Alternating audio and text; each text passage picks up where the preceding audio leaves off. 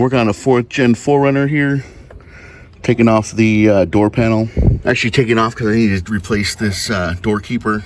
I forget what they call it. Picked one up from my local Toyota dealership, San Bernardino, Toyota of San Bernardino. You guys need parts, you guys are in the San Bernardino area, Inland Empire, the 909, baby. Go see my boys at the parts department at Toyota of San Bernardino. I'll give you a 10% discount. But anyways, got the door panel resting. I didn't disconnect this because I have it on my, I don't even want to call this a stool, a step ladder. Picked this up from Lowe's. Love this thing. This thing has been great. I'll put a link down in the description below. What I wanted to show you is this was giving me hassle, right? So this is the connector for the window switches. This was giving me this was being a pain in the butt. So on the very bottom, you can't see it, but you have to, so right here, right where my thumb's at, that little part right there is what you need to depress while you're depressing this and pull it out.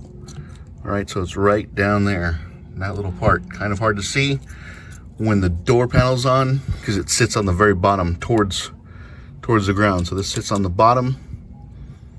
The little clip you have to depress is towards the bottom. So just make note of that. Replacing the door keeper. But if you guys need to do any repairs or replace your speakers or want to put sound deadening in the door, this is how you get it off. Or this is a tip on how to get it off.